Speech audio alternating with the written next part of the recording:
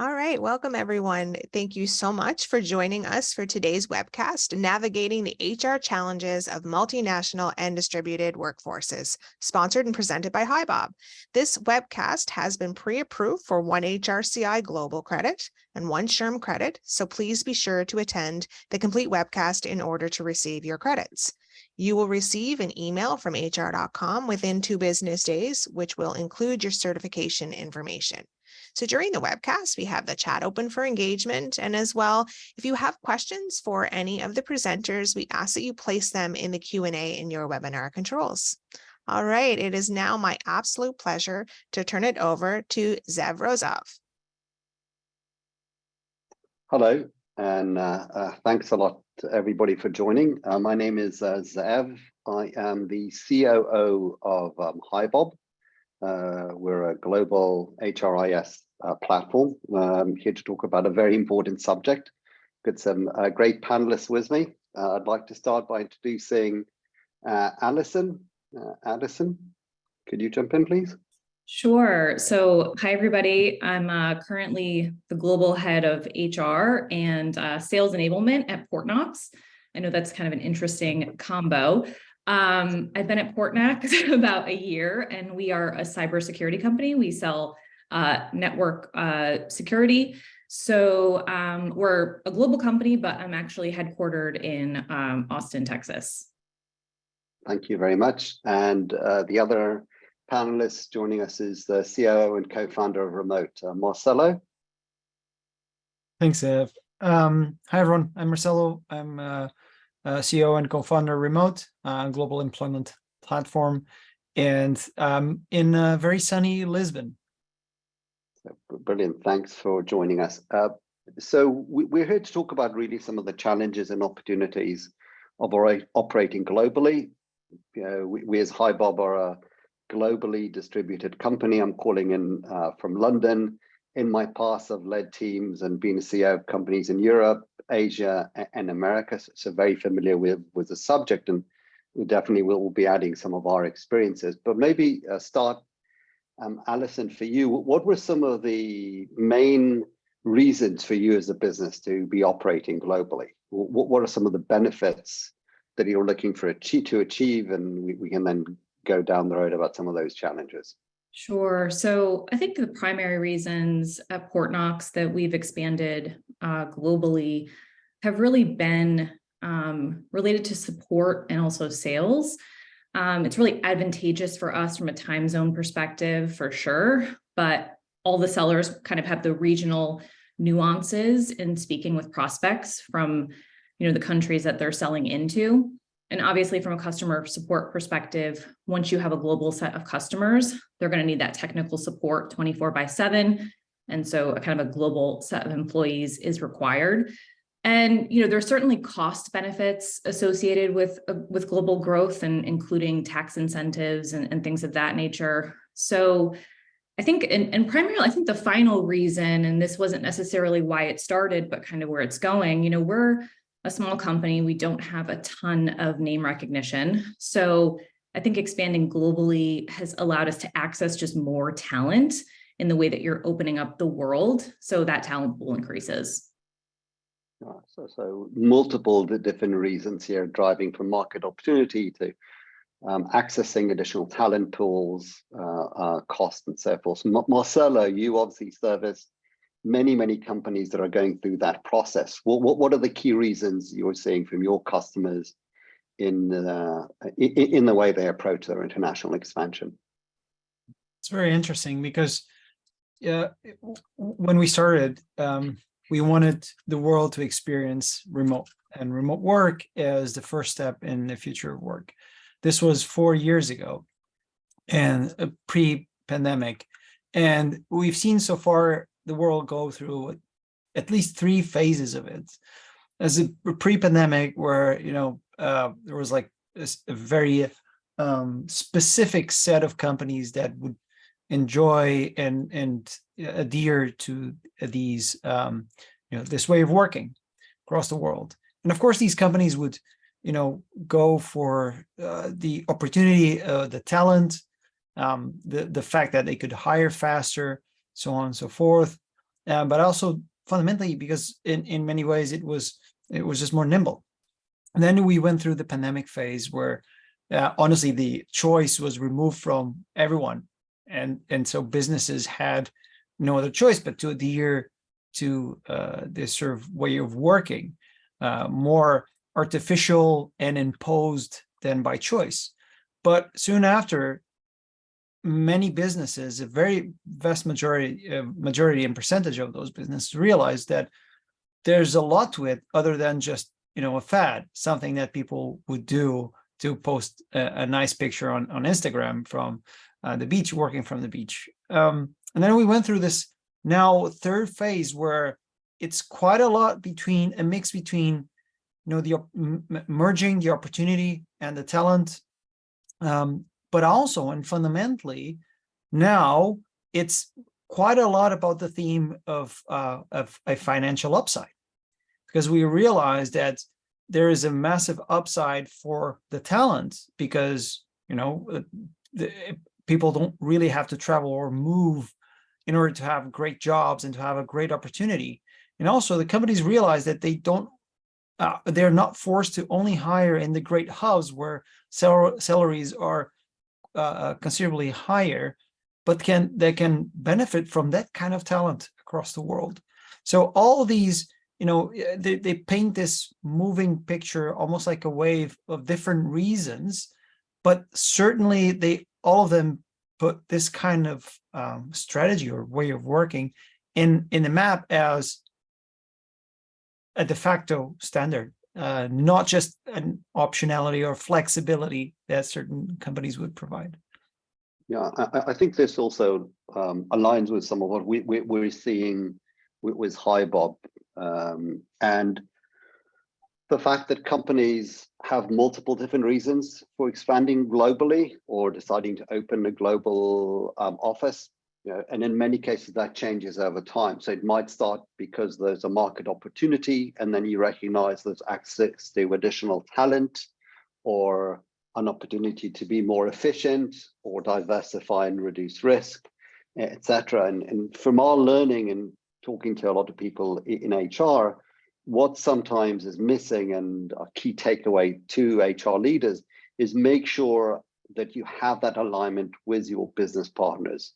So if you've decided to open an office in another location, if you are growing, make sure everybody understands why. What are we trying to achieve? And recognize that that could change over time. You might have decided to move to a certain location purely for cost savings, but then you find there's additional market opportunity, the type of people you need to recruit, processes you need to put in place, and so forth change over time. And some of the challenges we've identified is when there was a lack of alignment between HR and some of the business stakeholders about what is the reason behind that. And I think this is a good segue to our next topic here, which is really what are some of the main challenges that you have seen going through this process. So Alison, just keen to maybe hear some of your stories as you went through this process. Yeah, there's been a ton of challenges, and kind of prior to Portnox, so I worked at a global company, but I was more the strategic arm of HR. So I wasn't really kind of in the minutia of handling payroll and all these things in multiple countries. And then prior to that, I was at just a US-based company. So, I think that for me, the rules and regulations, and it's kind of just challenging enough in the US. I think what I find what a lot of people don't realize is, even in the US, you have to register in every single state for tax reasons. And so sometimes when we post roles, we'll say remote, but in this certain state, which people don't necessarily understand. And it's like, well, we're not registered in every single state because it's kind of unwieldy to do that. So as like kind of a one-person HR show, it can be just impossible to have to also figure out all of the US stuff, plus specific country rules and regulations. I think it's generally, I feel like it's impossible for me on my own. So for me, I think the biggest thing has been like finding partners that you can work with who do understand those regional specific nuances. I'm never going to be able to get there. I'm never going to be able to learn every single thing. And, I think even the most challenging, aside from the rules and regulations, and payroll and different currencies and languages and all of that, if I can find a partner who can help me with those things, I can focus on what I'm actually good at, which is aligning people to support the mission of the company, making sure everybody's connected to the mission, the vision, the values. I think in the remote working world, and I really have given this a lot of thought, in my last company, I was very connected and I liked that place a lot. And I think it would have been a lot harder to leave if I didn't work remote. Having to do your last 2 weeks in the office is sort of a deterrent, that kind of best friend at work.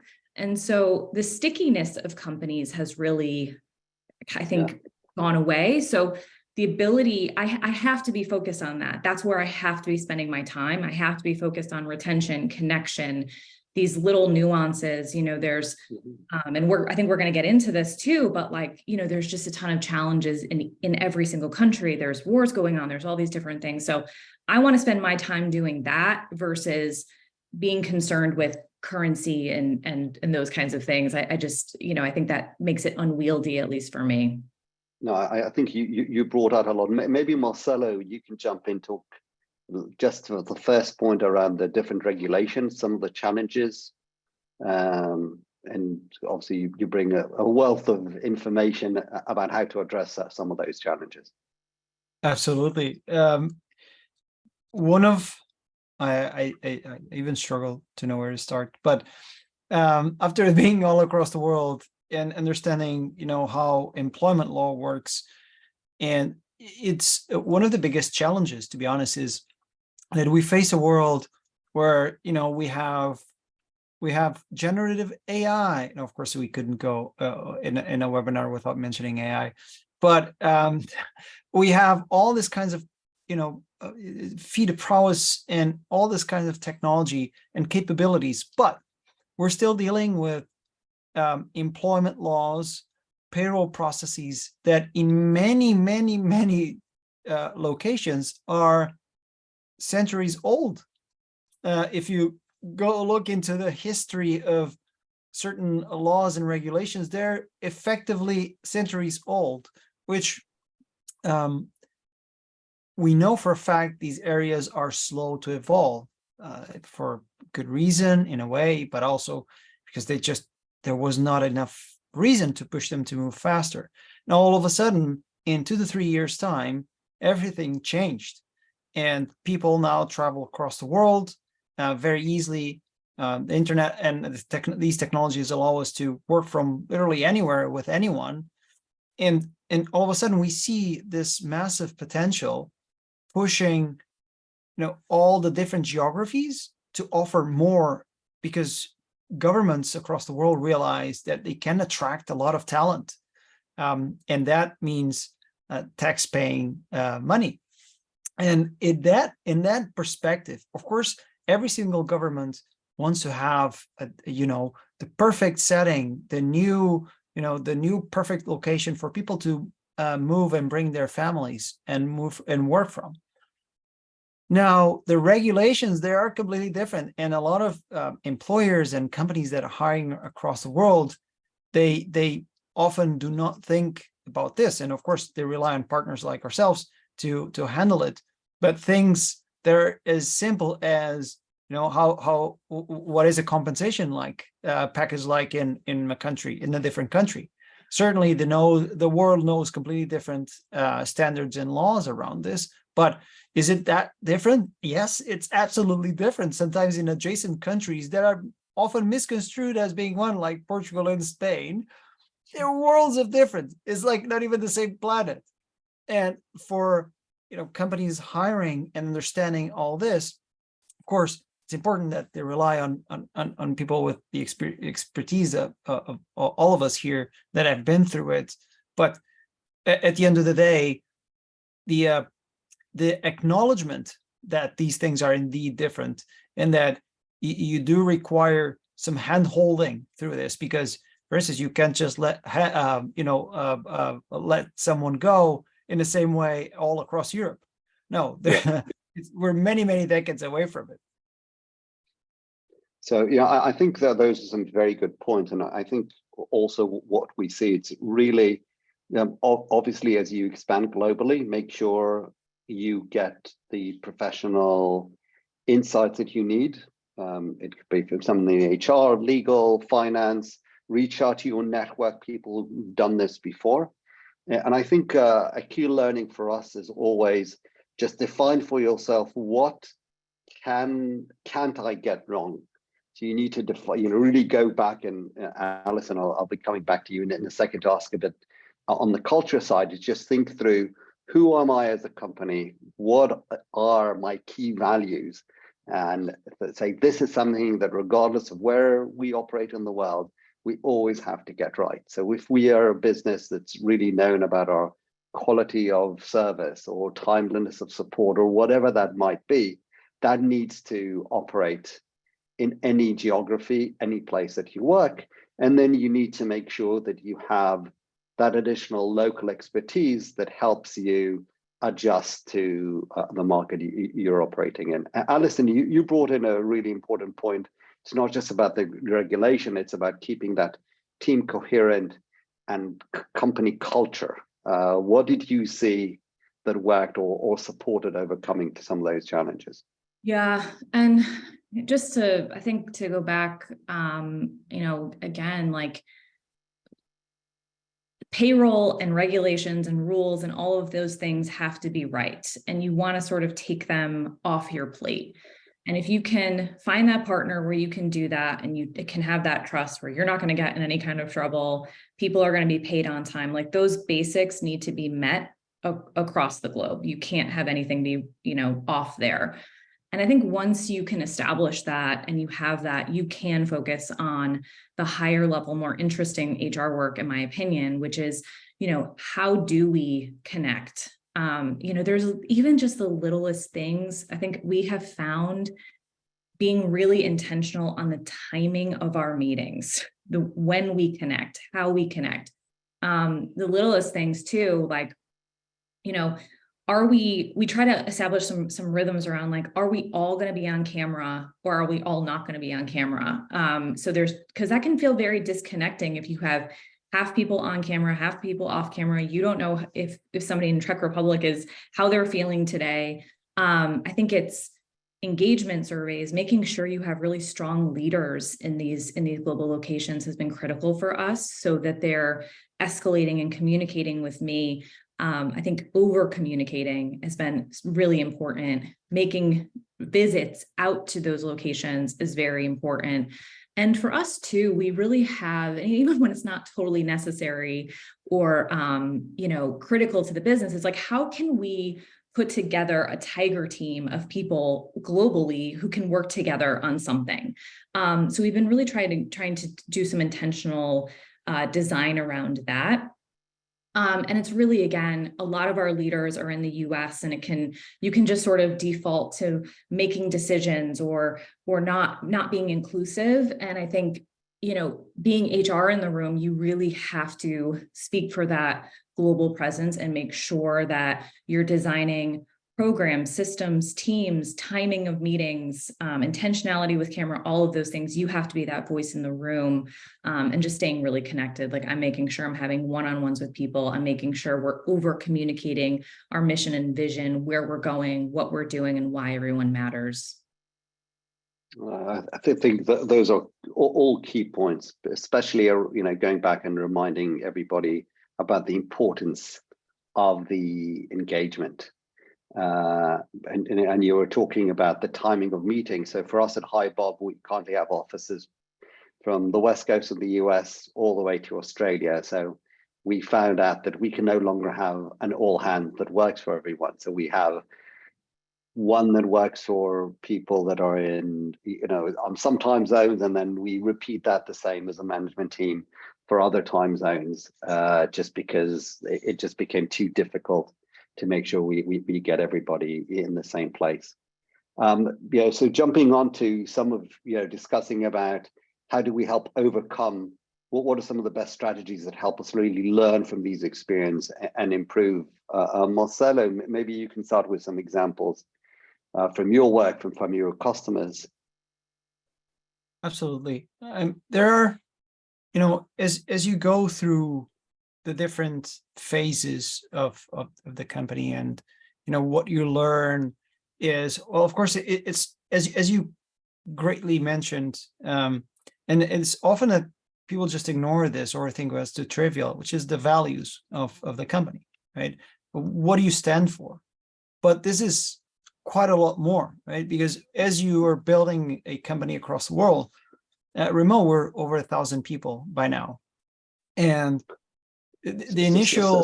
Sorry to interrupt, but just a question about building those values. So when you go through that exercise, do you do that at kind of a corporate level, or how do you incorporate people from other locations in that process? It's quite organic. So precisely. And we always start from, all our stuff is public on our handbook. And we start from the get-go with it, meaning it is a lively matter. It will grow with the company. It will expand and contract with the company. People will come in and people will go out. And so companies change drastically every 1 to 1.5 years. So part of this is learning and adapting continuously from not just the people that are within the company, but what you learn through it in work, because some of it is, vicarious learning, things that you can reach out to partners and understand the best way to do it, document things, have a good organization, a good platform where everything is visible and accessible. But also a lot of it is us going through the problems and having good continuous documentation and including people that are often from different parts of the world who have a completely different view on things, different background, different inputs. That creates a very organic, very lively definition of values that, of course, need to align and vice versa with the objectives of the organization, the needs, and also the specificities, because different companies are exposed to different realities across the world, financially, in matter of execution, matter of product, you name it. I think those are good. Alison, you mentioned that the majority of your leadership is in the US, and then also the importance of getting strong local leadership in other markets. How have you managed finding the right balance between the two? Yeah, I mean, again, some of these things we have our leadership network, they definitely have like a great network internationally, and that has certainly been helpful. I think it's making sure that the leadership in those locations can really help advocate for their regions, because there's just, as much as you want to be the voice in the room, always thinking of these things. Like, I'm not in Israel. I think, yesterday I heard there's missiles flying overhead. We have people in Ukraine, and so I can't know what's going on from a war perspective that particular day necessarily. So making sure that those leaders are included and aligned completely with our ELT that's mainly sitting in the US. So that's the simple things, like making sure that they're included in meetings, making sure that they're having a say.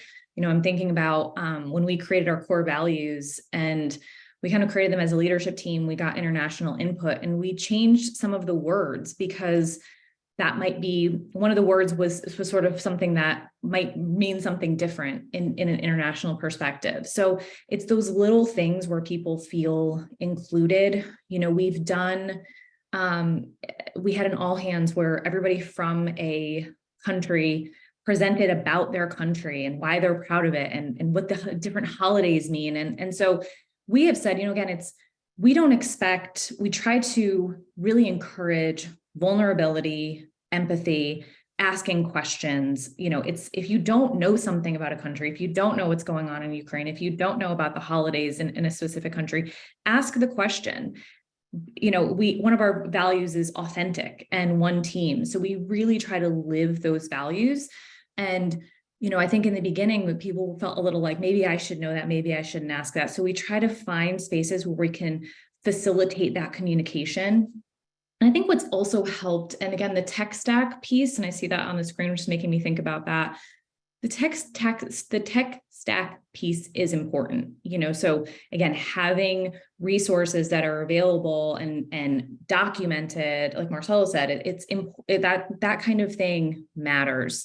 We're a customer of hi-bov, and what I really appreciate is, you can log into hi-bov and you can see all the global holidays happening that day. So you can be aware, my colleagues in Czech Republic, here's this holiday. We can communicate, this is what this holiday is, this is what it means, this is why your Czech Republic friends won't be here today. So those things I have found to be really impactful. Well, thank you very much for sharing. I think, just summarizing some of what you said, and also Marcelo earlier, a lot of it is about finding the balance between what processes need to work across the company. So it could be some aspects of onboarding a new employee need to be the same. It might be around certain security protocols within the company, but then there also need to be aspects that need to be localized for that specific market or for that specific region. And as you think of, we'll talk about tech stack later and capabilities, really think through how do you set up both the process, the technology, and the thoughtfulness about what needs to be. This is part of the we operate as a business regardless of where we are. This is what is unique in our market. And just a personal experience at a previous company, I was running a global organization, and part of my team was in Brazil, and we had certain go-to-market events we were running, and the Brazilian team had their own flair in the way they would run their customer events, which was very different than the team in the US or the sales team that we had out of Japan. So there were certain still core capabilities in the product they were offering, but just the way it was presented in Brazil was always very different than the way it was in Japan. So instead of going against it, I think it's very much about understanding the local market and embracing what each one of those different markets can bring into play. Marcelo, any examples from your experience right now or previously about those differences between markets? Oh, it's massive. This is the kind of thing that brings quite a lot of humility on a day-to-day basis, because things that you take for granted, as simple as, whenever teams decide to meet, if a certain team is used to meet in the morning, the impact of, when you're working a completely distributed way, teams working across the world means that when someone is waking up, someone is about to go to bed. That very simple thing, we've heard reports of, people that have had the ability, for instance, of because of that, being able to take care of their loved ones, having the ability of, as Alison mentioned, of having a platform that allows you to plan your day and work more async, allows you to take care of your loved ones, allows you to take care of yourself and take care of your health. For instance, it's something so simple and so basic that we take for granted, but all of a sudden they're possible because you have the tools, you have the tech, and on top of it, you have the organization that does not expect you to be live in front of a computer 9 to 5 or within a window, just doing that, or with your professional persona. That is, we hear different variations of this story on a day-to-day basis, and it's, of course, it's endearing. It's great to see the world evolving in that way, but at the same time, it is funny because it's the same story adjusting to multiple locations and to different realities. As far as you said, Zev, culture goes, how you do business in Japan or Singapore is completely different from how you do business in Portugal, how you conduct yourself in Brazil too. No, I think that's very true, and we've all seen, working in this new hybrid world. As I said, I'm hoping none of my kids decide to pop into the room as we talk right now. So very much understand that. I just wanted to, first of all, thanks folks for submitting a few questions. We will have a Q&A at the end, but there was just one question that was just posted that maybe we can try responding a bit quicker. And just to repeat it, is how companies should deal with intercultural sensitivities while operating internationally, especially with team members in order to get them more engaged and productive. Could you give some examples, cases? Alison, you were talking about some of that earlier, so I thought it might be relevant for us to just jump into this subject right now. Yeah, I've thought about this a lot because when I joined, I sort of had not really had to do this before. We tried all kinds of sort of, you can do the virtual murder mystery game, like all these different ideas of like, what can we do all together? And I have found, I was willing to sort of throw money at it and be like, how can we make people connect, right? How do I do this? And I wanted to sort of pretend or act like I was more of an expert than I was, because I had a little bit of imposter syndrome starting this role. And I was like, I have to have all the answers.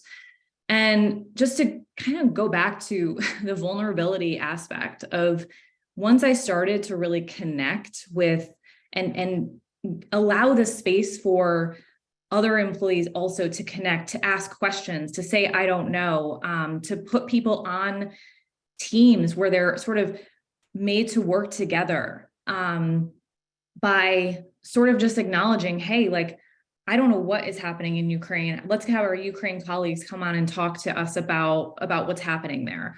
I think that those connections have really created a stickiness that has driven productivity. And a lot of the things where I wanted to pretend I was an expert, or I wanted to just throw money at it and hope it solved it, it has been, the kind of harder work of saying, like, I don't know, but like, let's all connect and talk and just say, I don't have the answers, but I want to partner with employees to think about this, and sort of making the employees part of the solution.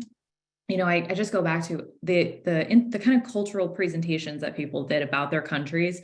We have heard about that for months following, because we gave it to the employees to own it, to tell us about your country, tell us about your holidays. And I think that in that moment, people were asking questions, being like, hey, I don't know what this is. What does this mean? What is it actually like in Ukraine living there right now? You can't really put a price on that. And it was not something that, again, we paid for. So that harder work of connecting and allowing people that vulnerability has been kind of the most impactful work I think we've done related to kind of connecting people and making the company sticky. No, thanks a lot for sharing that. I think, Alison, you've said a number of times about the importance of creating that vulnerability. And I just want to add to that, I think it's both the vulnerability and the curiosity, is just recognizing that people might be coming from a different direction, have a different approach, but as long as we're all aligned on those core values as a business about who we are, what we're trying to achieve, just give people the benefit that they're trying to achieve something positive, and feel comfortable enough in asking to understand why are they approaching this problem or this issue in a different way.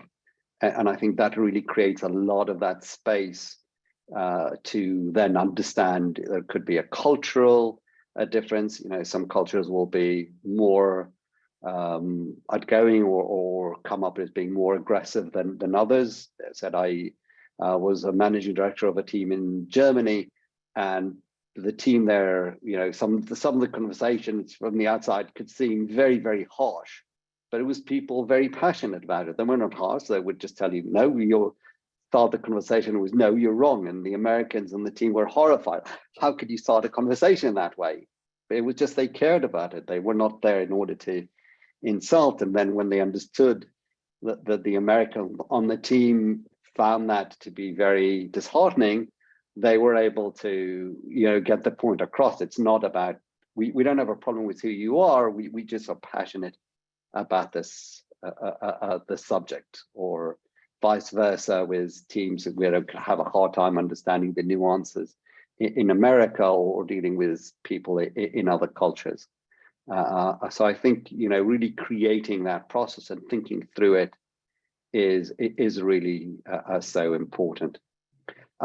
Maybe we can just continue just to cover our next subject here. Laura, if you don't mind just moving slides.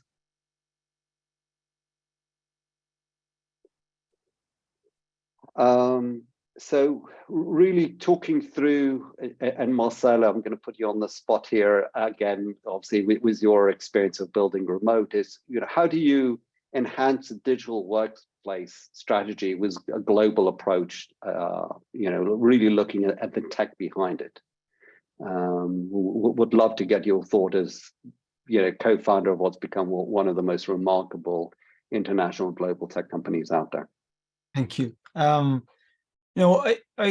of course, looking into what we do and how we do it, and most of our customers too, is about the values, about how you set yourself to do things. However, of course, I have to admit that 10 years ago, 15 years ago, would have not been as easy to build an organization as we have, because very basic things. As talking about holidays, if we have employees in over 100 countries by now, that means at any given day there are probably more than one country going into holiday, or there's something significant happening in that day. If I were to have to track that manually, that would be it would be like a whole team just for it.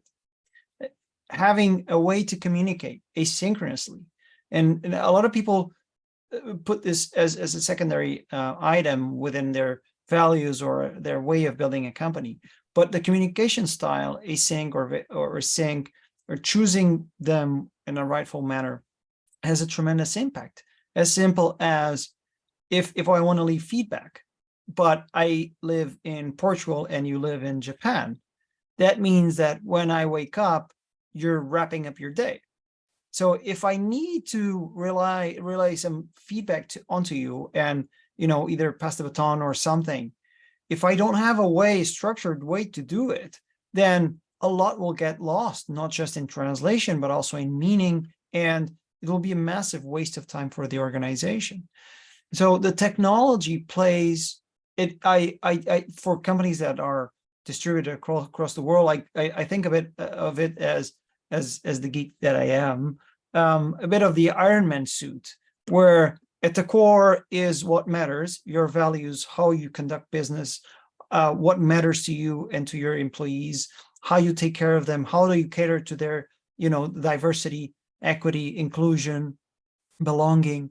But you can only do that if you have significant tooling that will aid you to do that, to run a performance review that is, reflects on the fact that people are all across the world, and maybe you're not seeing them work, and your perception of their work is definitely not the same.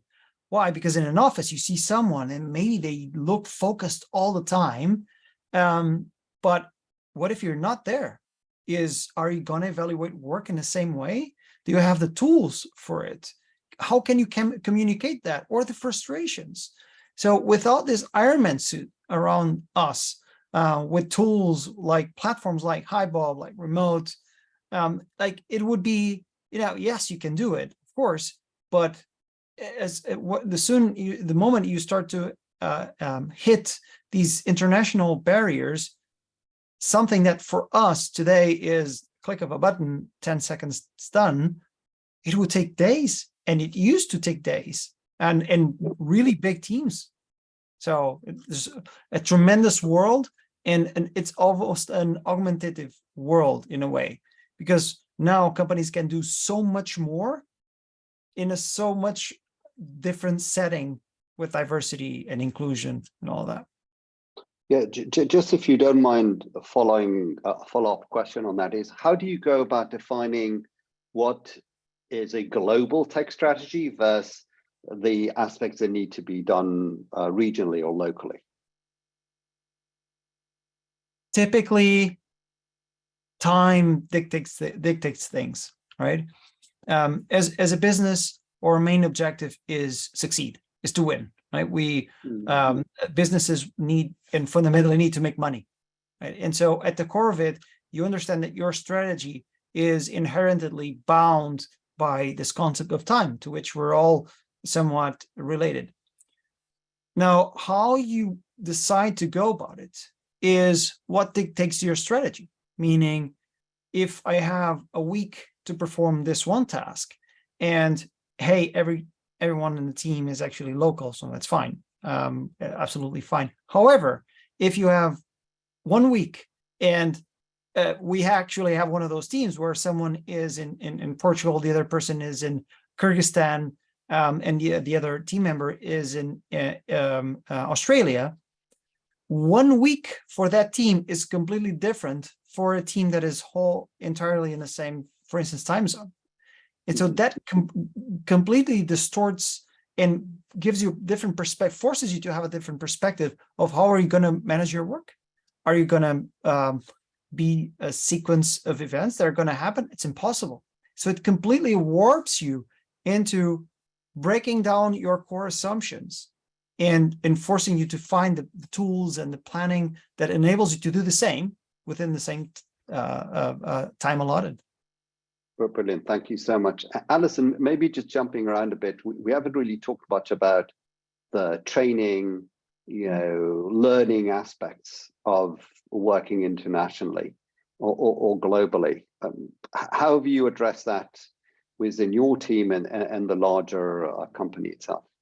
Yeah, so I'm going to answer that. I've just been dying to say this one thing. Of course. As Marcelo was talking, I was thinking about it. And then when you talked about how just communication can be challenging, where one culture is maybe seen as more, they're going to say what they're feeling versus a culture that doesn't. I think what has been paramount in terms of the tech strategy is it has gotten so important that people are not accepting jobs at companies that don't have Slack, as an example. Those are the kind of world we live in now, where it is so important.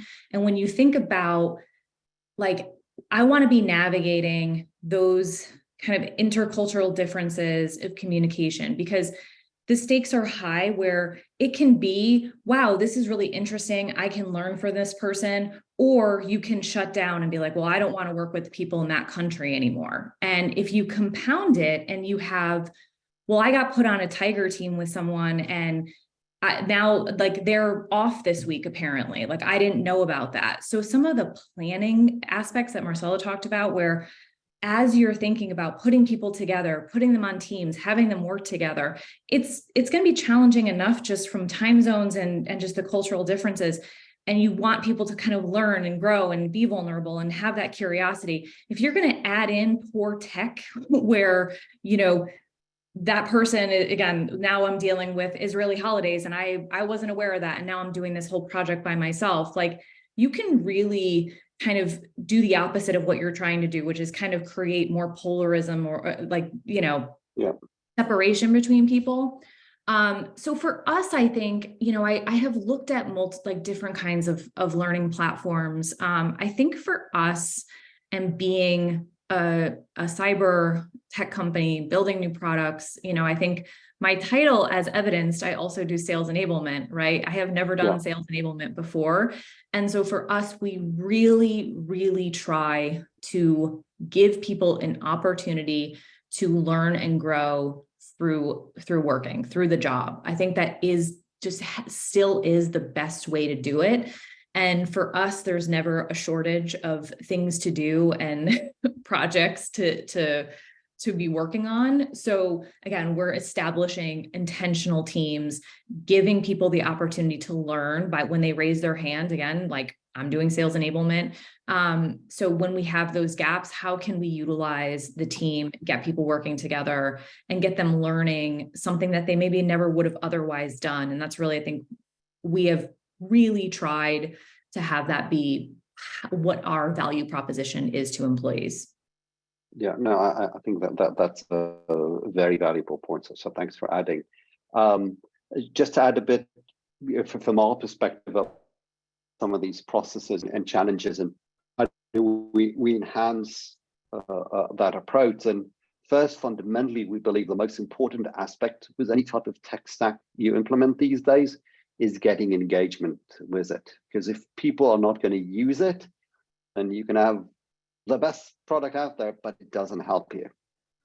And just to keep the other point there, and as I said, my kids are Gen Zs, their approach to work, the workforce, what they expect, how they engage, very different than I do and others. And we need to keep in mind that within the next, I think, 3 years, a quarter of the workforce are Gen Zs. So whatever you're doing, whatever technology you're implementing, training, processes, and so forth, make sure that it's being used, because if it's the most brilliant but no one uses it, it doesn't really help you.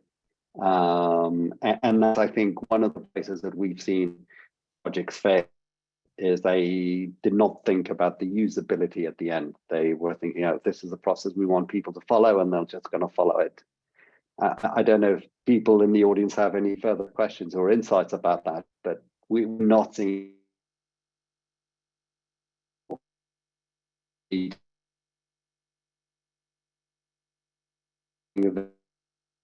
compelling process. Marcelo, maybe just before we move on to the next subject, an important point is obviously the capturing. We're talking about capturing of the data, analytics, and insights. Anything in particular you'd like to add on that subject? It goes back absolutely critical. It goes back quite a lot to the tooling and the fundamentals of which you decide to run your business with. Now, of course, if you don't really care about people, and then there's nothing you should internally, from an HR perspective or people perspective, look into. But I believe that 99.9% of the companies actually do care about the people. And something so simple, and as an example, like early days at Remote, we started to expand across the world. And one of the things that would happen is that our all hands was mostly EMEA and slightly US friendly. And very quickly, the people in APAC were like, hey, we're here. So but this often doesn't come natural. People in a natural state will not just join a company and say, hey, what about me? No, they will probably stay silent and think, well, maybe this is deliberate.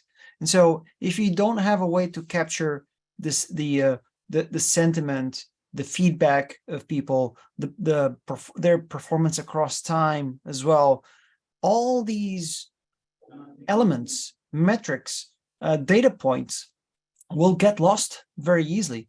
And when you put them together, and this is also the good part, is that you can apply this to any company, even if they just operate locally. And it paints such a rich and insightful scenario. It's the same as when you're looking into your product analytics and see how people click through the products and the platforms. People generate tremendous amount of data. And the more they do it, the better they feel within their role and their job, the better we'll all do, including the business. And I think this is still a bit underestimated by quite a lot of businesses. Brilliant, thank you. I think we've got a short poll. We're asking everybody to fill. Laura, brilliant. So again, the quick question, if you don't mind, anyone who can, just to respond there. How many tech platforms does your HR department use globally? And I'll provide a short readout. And also, if there are any other questions for the Q&A, I know we only have about 10 minutes left. So just to see what we have, anything else to answer here.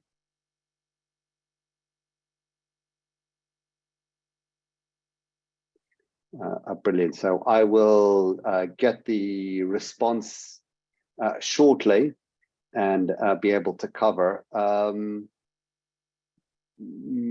Maybe I'll just, so I can see the results just came in, and as we said, the vast majority, 85%, talk about having up to 8 different systems they use, and then we do also have quite a few that are talking about having 9 to 15 different systems. So talking about the complexity that we were discussing about earlier, managing these different platforms, making sure everybody is using them, training folks on board, etc. We recognize the pain that you're going through and the challenges around that, and the need to try finding ways to simplify your life, particularly as you try to grow and get the most out of it.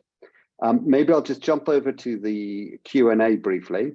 I know there's another question here, and then please feel comfortable to add more. So Annabelle, you had a question here. How do you benchmark salary bands as a global company?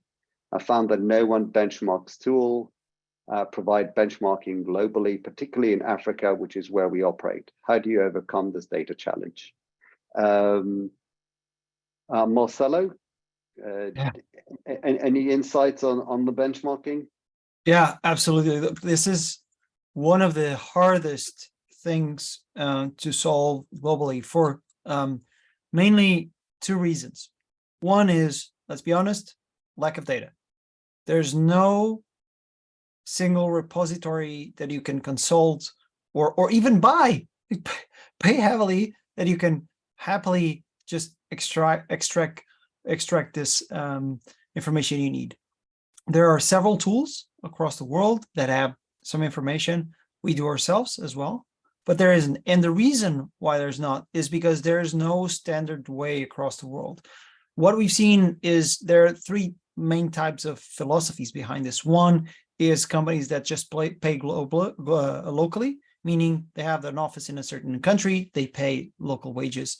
There are companies that do a homogeneous pay scale across the world, and that's it. They, of course, ignore the top, usually top 25% and bottom 25%, and that's it. They optimize for the bell curve across the world and only in certain geographies. And there's a hybrid approach, which is, certain roles you're able to hire in certain locations, and you slightly adapt your compensation to a mix between paying locally and paying well across the world. And so this introduces quite a lot of issues, because then you can very quickly change the data and influence the data in not a very positive way. And so for us, of course, because we have at this point, we have tremendous hundreds of thousands of data points within our system. We can provide some of this data, but we're talking about, still less than 1 million employees. That means that across the world, we're 8 billion. Like the pool, the sample pool that we can represent is super small. There are many. One of the tricks that we did early stage was integrate and find different tools that would allow us to consult this. And by saying integrate, I mean going manually into these tools and inputting some data and try to figure out where we stood. And we would compare across all these tools in different, sometimes different tools from different continents, and see how it would fare. It is still highly tricky because the amount of data in this aspect is still not sufficient. But it is an ongoing work. No, thanks a lot. So Annabelle, unfortunately, we don't have a great answer for you, particularly on Africa. I know for us, we also integrate data from Mercer. Obviously, doesn't give you everything you need globally, but to just reiterate, just really think of the strategy. Do I pay for the position, regardless where that person is, or do I adjust based on the market? And I think that has to do with your decisions as a business and how you wish to operate. Maybe jumping to the next question, this came here from Lucy. How do you implement global holidays to be fair to the whole company? We would like everybody to get 40 days holidays, but we're struggling with the different in-country laws. Same for other benefits. Alison, maybe you can jump in to answer that. Yeah, it's interesting because I think they're, you know, and especially to go back to the tech stack thing one more time, it's important that you want to look for that equity. You want to look for the fairness across the globe, and just some things are just going to be different. And as an example, one country that we work in, they really wanted to have a robust 90-day review. That is not what we're doing in the US. It's not what we're doing in other parts of the world. And I was kind of able just to create that in hiy-bov for that country. You know, I think there is, like, in the US, and Marcelo, you mentioned this earlier, you know, the termination, the at will is a lot easier. So it's, you know, kind of terminating people tends to be a lot easier. And I try to always couch that with, but also resigning is easier. So there's kind of trade-offs with every, with all of this. So I don't think you can get to perfect. For us, our holidays we don't have exactly the same number of holidays across the globe. We just don't. But one country where it was sort of very obviously lesser, we just added a random Friday off that kind of aligned with another country. So I think you kind of can make those judgments where you can, but at the same time, like, things are just going to be different. US health benefits is very different than other parts of the world. And that kind of, it is what it is. But thinking about, and this goes back to, I think even from a data perspective, I try to go to a bunch of different sources for benchmarking roles. And I rely on my HR network a lot. I do look at remote.com. I have looked at PAVE. So I try to think about equity across the globe in pay. Like, are we paying fairly everywhere? Is that covered? Does everybody have a similar number of holidays? Are our health benefits as equitable as possible? You're never going to get to perfect. There's always going to be those little nuances, those little differences per country. So I think striving for perfection is, you're never going to get there. But again, you can kind of have some flexibility and think about, if you feel like one country is not getting as many days, again, adding that additional holiday. But again, following the rules of a country is the most important piece, and you have to stay within the regulations. So even if it is slightly different, I think that's okay. Yeah, I just want to add from us for hiy-bov. So one, obviously, the ability to customize the platform based on the different regions is important. Going back, it's difficult to get complete equality across the globe because of the regional differences. But what we did do as a business is we decided the maternity and paternity leave was something that was crucial for us. So even though, for example, US has far less than others, that's something that we put in place globally. So that had to do, going back to who we are as a business, what are our values, and some areas that we said, we put in place globally. We also have what we call a balance day. So at the end of each quarter, the whole company shuts down for a day.